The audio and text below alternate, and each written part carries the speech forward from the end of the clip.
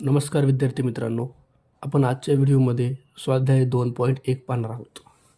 तर प्रश्न पहिला दिला आहे आपल्याला, 7 divided by 2 is equal to dash plus 1/2. आता आपल्याला इथली रिकामी जागा काढायची आहे, तर इथं मी यक्स लिहितो यक्स. ओके, तर हे इक्वेशन बनल्यासारखं आहे. तर पहिले काय करू, हे जे 7/2 आहे ह्याला आपण या प्रकारे लिहूया 7/2. ओके, हे जे 1/2 आहे हे बघा इथं प्लसमध्ये आहे, ह्याला जर इकडं आणलं तर हे होतं -1/2 इज इक्वल टू राहिलं तुमचं यक्स. आता यांचे छेद सारखेच बघा, तुम्ही याला मायनस करू शकता न्यूमरेटरचं. 7मधून 1 गेलं 6, अपोनमध्ये 2 बरोबर यक्स.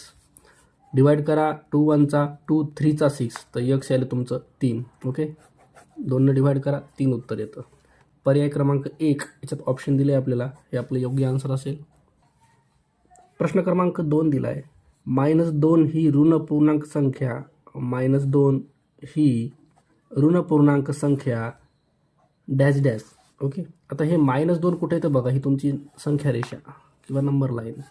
इथं 0 आहे, इथं -1 आहे, इथं -2 आहे.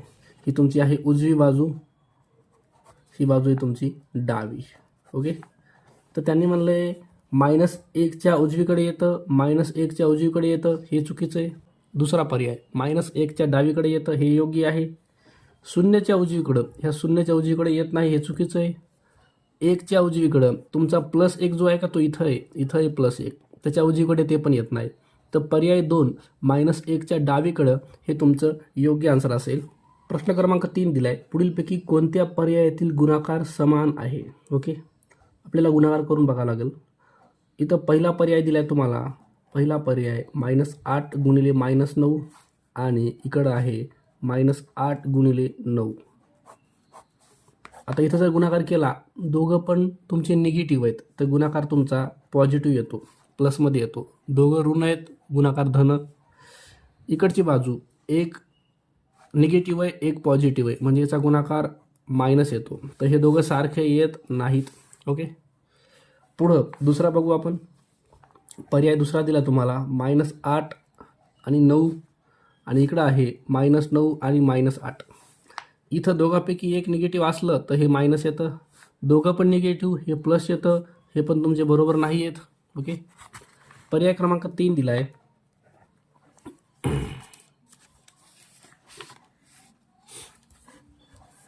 8 आणि -9 आणि इकडं 8 आणि 9, दोघांपैकी एक निगेटिव्ह आहे, तर हे मायनस येणार, आणि हे दोघं पॉझिटिव्ह आहे, हे तुमचं प्लस येणार. हे पण तुमचे इक्वल नाही आहेत, बरोबर नाही आहेत. शेवटचा पर्याय चौथा बघा, चौथ्याच्यात दिलं आहे -8 आणि -9, इकडच्या साईडला दिलं आहे 9 आणि 8. आता हे दोघं निगेटिव्ह आहे, तर गुणाकार तुमचा पॉझिटिव्ह येणार, आणि हे पॉझिटिव्हच आहेत, तर ह्याचा गुणाकार पॉझिटिव्हच येणार, तर हे तुमचं दोन्ही पण बरोबर आहे. ओके, तर पर्याय क्रमांक 4 ह्याच्यामध्ये दोन्ही साईडचा गुणाकार समान आहे. प्रश्न क्रमांक 4 दिला आहे, 6 गुणिले कंसामध्ये -1. ओके, याची किंमत काढायची आपल्याला. तर 6 आणि 1चा गुणाकार हा येतो -6. आता -6 कुठं वर दिले का बघा, याच्यात कुठंही -6 इथं पण नाही, इथं पण नाही. ओके, तर ह्याला काय करता येईल बघा, हे जे आहे पहिला पर्याय, पर्याय क्रमांक 1, ह्याला तुम्हाला असं लिहिता येतं, हे 6 जे आहे इथंच ठेवा, हे मायनस चिन्ह जे आहे का ते खालच्या संख्येला द्या, खालीच काही नाही म्हणजे 1 घेता येतं आपल्याला. ओके, आणि हे खालच्या संख्येकडे मायनस आहे, याचा अर्थ हे -6 आणि 1 ह्या दोघांकडे पण आहे, म्हणजे 6/1 ह्या दोघांच्या पण सेंटरला हे मायनस घेता येतं. ओके, आणि ह्याला तुम्हाला असं बी लिहिता येतं, असं बी लिहिता येईल. ओके, तर पर्याय क्रमांक 1 तुम्हाला याच्यात लिहिता येतं. प्रश्न क्रमांक 5 दिला आहे, 7/-2. बघा, हे जे -2 आहे का, ह्याला कुठंतरी ॲडजस्ट करायचं आहे आपल्याला. ओके, तर दोन्ही ठिकाणी -1 घेतलं तर हे प्लस होणार आहे, हे पण पूर्ण प्लसमध्ये आहे, हे पण प्लसमध्ये आहे. त्याच्यामध्ये ह्यांनी जी अरेंजमेंट केली आहे पहिल्यामध्ये ती योग्य आहे. बघा, ह्यांनी काय केलं आहे, हे जे -2 इथं आहे का, तर ह्याचं मायनस जे आहे का त्यांनी वर ठेवलं आहे, 7/2 इथं -1 ठेवलं आहे गुणाकारामध्ये. इथं -1 आपल्याला ठेवता येतं बघा असं, कारण ह्याचं आणि ह्याचं उत्तर एकच येणार आहे, 7/2. हे जे 7/2 आहे ह्याच्यामध्ये सुद्धा तुम्हाला हे मायनस सेंटरला घेऊनच लिहिणं आहे. जर तुम्हाला ह्याला कशात ॲड करायचं असेल तर हे मायनस इथं येणार मगच तुम्हाला हा नंबर कुणामध्ये ॲड करता येतो. कळलं का? तर पर्याय एकच येणार याचं पण उत्तर. प्रश्न क्रमांक 6 दिला आहे, -13 -2. आता हे जे दोघं पण निगेटिव्ह असतील, डिव्हिजनमध्ये दोघं निगेटिव्ह असतील तर याला पॉझिटिव्ह लिहिता येतं. पर्याय क्रमांक बघा याच्यात दिलं आहे आपल्याला, ह्याचं उत्तर निगेटिव्हच येणार आहे, ह्याचं बी उत्तर निगेटिव्हच येणार आहे. 2/13 ह्याच्यापेक्षा हे दोघं निगेटिव्ह आहे, त्याला पॉझिटिव्ह डायरेक्ट 13/2 असं लिहिता येतं. ओके, पर्याय 4. प्रश्न क्रमांक 7, -96/16. हे 96 आहे आणि हे 16 आहे. डायरेक्ट 16नं भाग द्या. 16, 6, 96. दोघांपैकी एक निगेटिव्ह आहे, म्हणजे 6 तुमचं निगेटिव्ह येणार आहे. कळलं का? बघा, प्रश्न क्रमांक 8 हा दिला आहे तुम्हाला, -120. हे तुमचं 130 खाली आहे अपॉनमध्ये. आता दोघं निगेटिव्ह आहेत, याचा अर्थ तुमचं जे डिव्हिजन आहे किंवा गुणाकार असो, दोघं निगेटिव्ह असल्यावर गुणाकार असो का डिव्हिजन असो, तुमचं ते पॉझिटिव्ह येणार आहे. 30 × 30, 30 × 4 120. तर उत्तर 4 येणार आहे तुमचं. पर्याय क्रमांक 2. ह्याच्यामध्ये -6 आले बरं का उत्तर. प्रश्न क्रमांक 9 दिला आहे, 5/8 - 3 × 5. ओके, हे 5 असेच ठेवून द्या, 8 असेच ठेवा. पहिले ह्या दोघांचा गुणाकार करा, हे 15 येईल. 5/8 मधून 15 गेले तर हे तुमचं -7. ओके, जर तुमची बेरीज वजाबाकी असेल तर मोठ्याच्या पुढचं चिन्ह द्यायला विसरू नका. भागाकार आणि गुणाकार करताना चिन्ह मोठ्याचं देत नसतात. दोघं निगेटिव्ह असतील आणि दोघं पॉझिटिव्ह असेल तरच तुमचा भागाकार गुणाकार पॉझिटिव्ह येणार आहे. आता हे पॉझिटिव्ह आहे, हे निगेटिव्ह आहे. 5 × 7 = 35. एक जण पॉझिटिव्ह एक जण निगेटिव्ह असेल तर उत्तर निगेटिव्ह येईल. -35 -35. पर्याय 3. प्रश्न क्रमांक 10 दिला आहे, 5/36 + 6/42. ओके, ह्याला लेस करून घेऊया, ज्याला लेस होईल त्याला. 5/36 + 6 × 6 6 × 7 = 42, म्हणजे 1/7 लिहिता येईल.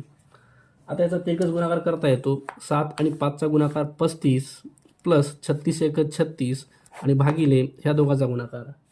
7 × 42ला 2, हातचे आले 4, 7 × 21 आणि 4 25. ओके, ह्यांची बेरीज करून घ्या. 6 आणि 5 11ला 1, हातचा 1, 6 7 8, 3 आणि 3 6 आणि 1 7, 71 आणि 252. ओके, 71 252 पर्यायामध्ये आहे बघा. पर्याय क्रमांक 2. प्रश्न क्रमांक 11 दिला आहे आपल्याला, 1 2/3 - 3 5/6. आता याच्यात पहिले काय करायचं, हे जे आहे 1 आणि 3 यांचा गुणाकार करा. 3 × 1 = 3 आणि हे वरचे 2 त्याच्यात ॲड करा, हे होते 5/3 मायनस इथं 3 × 6 18, 18 आणि 5 23/6 जशाला तसे. ओके, आता इथं 6 आहे, याला 6 करता येतं. 3ला 6 करण्यासाठी तुम्ही 2ने गुणू शकता. 2ने इथं गुणलं तर वर पण गुणा. वर होणार आहे 10 6 मायनस इकडं आहे 23 6. 10 आणि 23 हे बघा, यांचा छेद सारखा आहे 6, तो एकदाच लिहायचा आहे. आणि 10 मधून 23 गेले तर हे तर -13/6. ओके, तर पर्याय क्रमांक 1 दिला आहे, -13/6. प्रश्न क्रमांक 12 ते 15 साठी सूचना दिली बघा आपल्याला. चौकटीमध्ये फक्त आपल्याला हे सिम्बॉल टाकायचे, त्यांनी सिम्बॉल दिलेत. तर काय करा बघा, पहिले नंबर लाईन संख्या रेषा, इथं तुमचा 0 असेल, इकडं 1 2 3 4, इकडं -1 -2 -3 -4. ओके, तर संख्या रेषेवर तुम्हाला कोणत्याही 2 संख्या दिल्यात, त्या संख्यांची जर तुलना करायची आहे.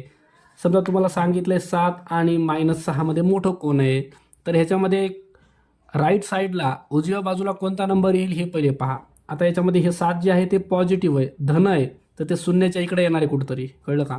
आणि हे -6 कुठे येणार आहे, डाव्या साईडला येणार, इकडे ह्या -4च्या मागे असणार आहे -6. मग याच्यामध्ये मोठी संख्या कोणती असणार आहे, 7 असणार आहे. ओके, इथं फक्त आपल्याला सिम्बॉल टाकायचे.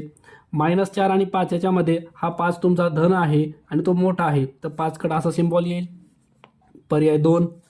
त्याच्यानंतर -6 आणि 0, 0 हा प्रत्येक निगेटिव्ह प्रत्येक ऋण संख्येपेक्षा मोठा असतो. ओके, मग 0 मोठा आहे, तर याच्यामध्ये पण पर्याय 2च येणार आहे. पर्याय 2. इथं आता -1 आणि -2 याच्यामध्ये जर मोठं कोणी बघितलं तर याच्यामध्ये बघा, जो उजव्या साईडला आहे तो मोठा असतो. -1 आणि -2 मध्ये -1 उजव्या साईडला आहे, तर -1 मोठा असेल. तर बघा, पर्याय क्रमांक 2 दिला आहे तुम्हाला, -1. जो मोठा आहे त्याच्याकडे तोंड करायचं आहे आपल्याला. आता याच्यामध्ये जर मोठं बघितलं तर 3 हा मोठा आहे शून्यापेक्षा. ओके, प्रत्येक धनसंख्या शून्यापेक्षा मोठी असते आणि प्रत्येक ऋणसंख्या शून्यापेक्षा लहान असते. तर 3 मोठा आहे. पर्याय क्रमांक 2च दिला याच्यामध्ये पण. ओके, प्रश्न क्रमांक 16 दिला आहे आपल्याला. 2 1/5 डिवायडेड बाय 5 3/6. ओके, इथं पण आपल्याला तेच करायचं आहे. पहिले 2 आणि 5चा गुणाकार करा. 2 5चा 10 आणि हे एक 11/5 डिवायडेड बाय 5 6चा 30 आणि 3 33/6.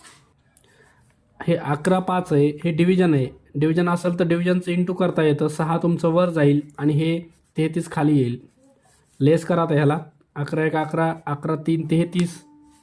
वर उरले 6 आणि इथं 1 उरले. 6 1 6 आणि खाली उरले 5 आणि 3. 3 डिवाइड करा. 3 2 6. तर लास्ट उरलं तुमचं 2/5. पर्याय क्रमांक 2 दिले 2/5. ओके, प्रश्न क्रमांक 17 दिलाय. 4 ते 7 या दरम्यानच्या नैसर्गिक संख्या दर्शवणारा योग्य पर्याय कोणता? बघा 4 आणि 7च्या मधात कोण आहे? 5 6 ह्या दोनच संख्या आहेत बरं का. तर 5 आणि 6 इथंच आहे. पर्याय क्रमांक 2.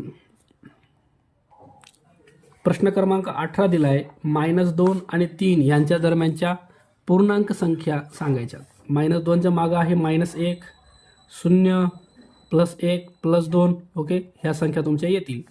तर बघा ह्या कुठे आहेत तुमच्या? -1 0 1 2. प्रश्न पर्याय क्रमांक 1च हे उत्तर आहे तुमचं. चला, प्रश्न क्रमांक 19 दिलाय. पहिल्या 2 मोज संख्या. बघा मोज संख्या. मोज संख्या म्हणजे तुमच्या नैसर्गिक संख्या. नैसर्गिक संख्या सुरुवात 1 पासून होते. 1 आणि 2 ह्या पहिल्या 2 नैसर्गिक संख्या आहेत. पहिल्या 2 पूर्ण संख्या. बघा पूर्ण संख्या. पूर्ण संख्या कोणत्या आहेत बघा? 0 आणि 1. पूर्ण म्हणजे ह्या मोज संख्या. नैसर्गिक म्हणजेच नॅचरल नंबर 1 आणि 2. पूर्ण संख्या म्हणजे होल नंबर 0 आणि 1. 0 पासून सुरुवात होते. व पहिल्या 2 सर्वात मोठ्या ऋण पूर्णांक संख्या. सर्वात मोठ्या ऋण पूर्णांक संख्या आहेत -1 आणि -2. ह्या सर्वात मोठ्या ऋण पूर्णांक संख्या आहेत. आपण ह्यांची बेरीज जर करायची म्हणले तर बघा हे पहिला 1 +2 +0 +1. हे +- -1 +- -2.